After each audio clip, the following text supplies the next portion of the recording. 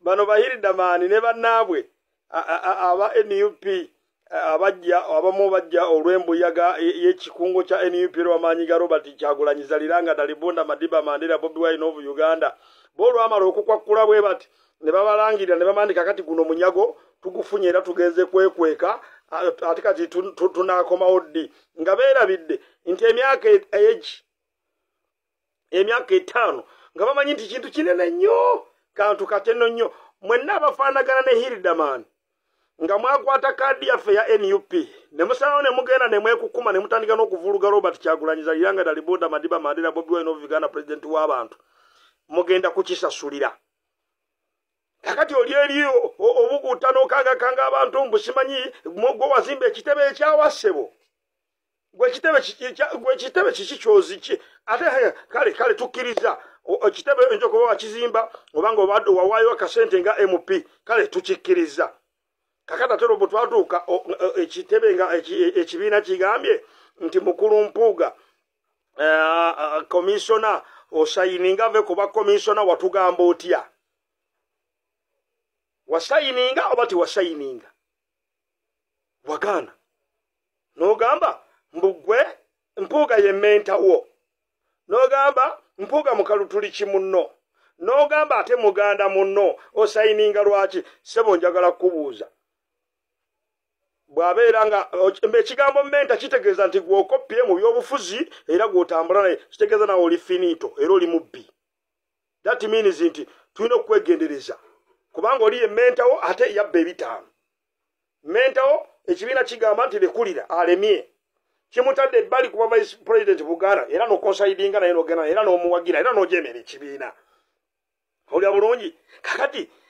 ate okubya enkyukira ate okomawo ogamba nze ndi wa kibiina ndi wa NUP era ndi muwulize eri Kyagulanyi kukusayininga ku komishona okumufulumya president gwe yagamba nti akomyewo sente za munnansi aleke bali abali b'essente bali abajjudde ekibi ky'okulya sente y'omusolo bo bazirye naye ffe mu NUP teri kulya sente wakola otya wakkiriza oba wagaana wasayininga kakati sebo njagala kubuuza oba Mpuuga mukatuliki oba Mpuuga muganda Kyagulanyi muki Kyagulanyi munyarwanda oba muzayire oba mukakwa waddiini ki Kyagulanyi muganda ate era mukatuliki kakati woba oli ye mentawo ng'ate mukwakuzi wa ssente kati ate otwagaza ki genda ne mentawo bino ebisigadde ebyeno bireke genda ne mentawo ebyeno okole ki ebyeno bireke mutandise okupakuka muvulungutana mwakwata kaadi muganya okukolera ekibiina omusajja mumumenya Bobi Wine alwana era Katonda alyokanga n'atuwa gwe Bobi Wine n'osigala nga gwoli to the top kubanga ekibiina kino senga kyayiika dda kubanga oyina ensekeezi ensolima abaseddekizi abalyolyomya ab'emitima egyenge bakirumya mpuyu bbiri abali eno neeno bogulika sente kayita mu maaso bakalya tebagetinga satisfied tebali ku nsonga ya nkyukakyuka wabula babala step to step tugenze tutya owulira bebo sebo era kati akomawo nze ndimuwulize ku kibiina toli muwulize kubanga wagaana era oli finito ne president kiyakukoze nga ze ku parliament igino walinze nga weetezaawo mukwate mu mukono bakukuba ekifaananyi ono president wa mulembe sebo guno omutebi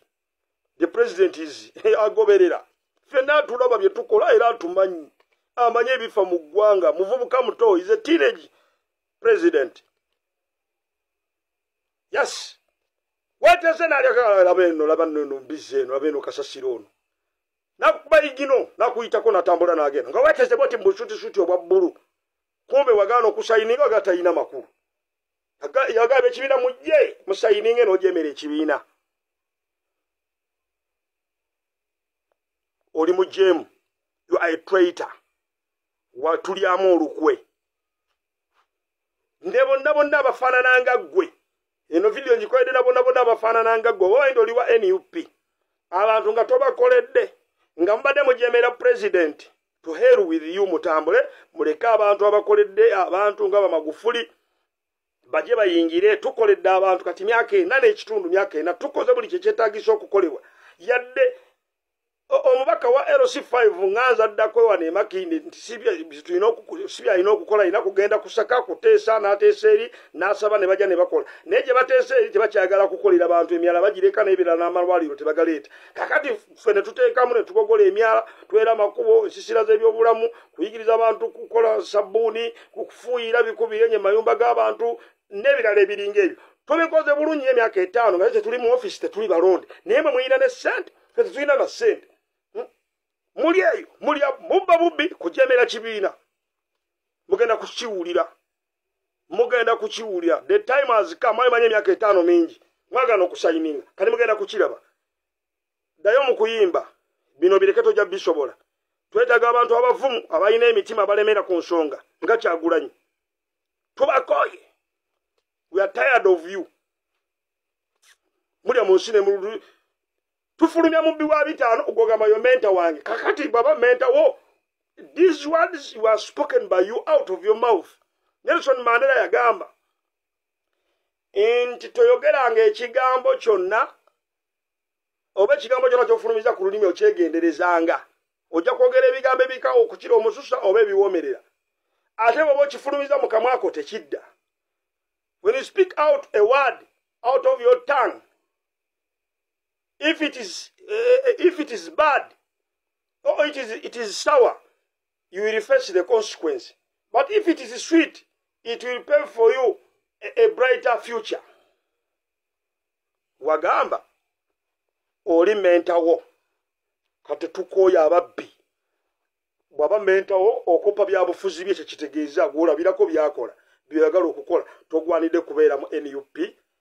kuddamu kutukiikirira kubanga era mujja kulya ssente endala era president abatume era mugaane n'abalala balinga gwe mwenna tukooye abalya mu lulime ne mu luzikise kulwa Katonda n'ensi yange Ssaabasajja Kabaka wangaali.